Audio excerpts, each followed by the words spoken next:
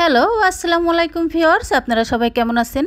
আশা করি সবাই অনেক অনেক ভালো আছেন। আমিও আলহামদুলিল্লাহ ভালো আছি। আপনাদের কাছকে দেখাতে যাচ্ছি মুরগির গিলা কলিজা রান্নার রেসিপি। এক একজনের নাকি আবার এগুলো বাজারে যায় কিনতে লজ্জা লাগে। আরে কিসের লজ্জা? আমার তো কোনো লজ্জা লাগে না। আমার কাছে এগুলোই খাইতে ভাল লাগে। সবার কাছেই সব কিছু ভাল লাগবে এমন কোনো কথা আছে নাকি? আবার বলবেন যে ইস এগুলো কিনতে মহিলা মানুষ এবার বাজারে গেছে। আরে ২০ বছরের মুরগি চুরির অভিজ্ঞতা, সরি কি বলে ফেলাইছি, আরে বাজার করার অভিজ্ঞতা আমার। এত বছরের অভিজ্ঞতা হুটহাট করেই ভোলা যায় বলেন? আরে অস্ত্রপাতি জমা দিয়ে দিছি, ট্রেনিং তো আর জমা দিইনি।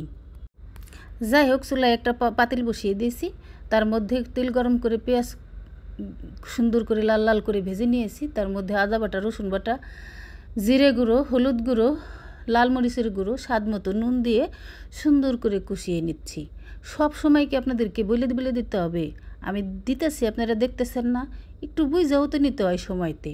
তো দেখুন, মশলাটাকে সুন্দর করে কষিয়ে নিয়ে তারপরে হচ্ছে আমি এই যে মুরগির গিলা কলিজা ঠ্যাং হাত পাও যা ছিল সুন্দর করে ধুয়ে পরিষ্কার করে রেখেছি, সেটাই আমি এর মধ্যে দিয়ে দিলাম। এবার আমি ঢাকনা দিয়ে ঢেকে আর কিছুক্ষণ পর পর ঢাকনা খুলে খুলে এভাবে নেড়ে ছেড়ে দেবো। সুন্দর করে এই কষানোর কাজটা টাইম নিয়ে করতে হবে। আমার ছেলে এটা খুবই পছন্দ করে, আমিও খুব পছন্দ করি।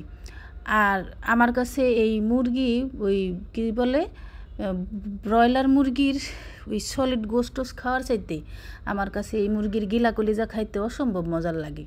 তো আমি সর্বশেষে আমি এর মধ্যে দিয়ে দিয়েছি একটু গরম মশলার গুঁড়ো আর রাঁধুনি এই যে মাংসের মশলা। আজকে দেখবেন মাছ মাংস এগুলো রাইখে এগুলো দিয়ে একেবারে সাবার করে দেবেন। তো বন্ধুরা, রেসিপিটা আপনাদের কাছে কেমন লেগেছে অবশ্যই কমেন্ট করে জানাবেন। আপনাদের কমেন্ট পড়তে আমার খুবই ভালো লাগে। আমি চেষ্টা করব আপনাদের প্রত্যেকটি কমেন্টের রিপ্লাই দেওয়ার জন্য। সংবিধিবদ্ধ সতর্কীকরণ, আমি কিন্তু এর মধ্যে কোনো পানি ব্যবহার করিনি। একেবারে মাংস এই কলিজাগুলা থেকে যে পানিটা উঠেছে সেটা দিয়েই শুধুমাত্র কষিয়ে নিয়েছি। ভাবছিলাম আজকে গরম গরম ভাত দিয়ে খাবো, তা দেখলাম যে না, প্রত্যেক সময় একইভাবে খেতে কিন্তু ভালো লাগে না। তাই এই যে চাপড়ি বানাইতে বসে গেছি।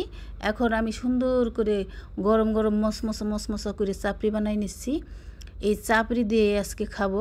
এইভাবে একবার রুটি চাপড়ি দিয়ে খেয়ে দেখবেন, অসম্ভব টেস্টি, দুর্দান্ত স্বাদ, বলার বাহিরে।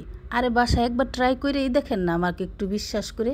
তো আমি একটা ছোট্ট বাটিতে তুলে নিচ্ছি কিছুটা। তো আমি চাপড়ি দিয়ে আজকে খাবো, গরম গরম চাপড়ি। এই যে দেখেন বানাইয়া প্লেটে সুন্দর করে সাজিয়ে নিয়েছি। এখন আমি খাবো, আর আপনারা চেয়ে দেখবেন। এই দেখেন, ইস কি যে স্বাদ হইছে, তা না খাইলে আপনারা বুঝতে পারবেন না। চিন্তার জল সব সময় পরিষ্কার হওয়া উচিত, কারণ খারাপ জল স্বাস্থ্য নষ্ট করে এবং খারাপ চিন্তা জীবন নষ্ট করে। আজ তাহলে এই পর্যন্তই। পরবর্তী নতুন কোনো ভিডিও নিয়ে আপনাদের মাঝে হাজির হব। সে পর্যন্ত আপনারা সবাই ভালো থাকবেন, সুস্থ থাকবেন এই কামনা করি। আর আমার জন্য সবাই বেশি বেশি দোয়া করবেন। আল্লাহ হাফিজ।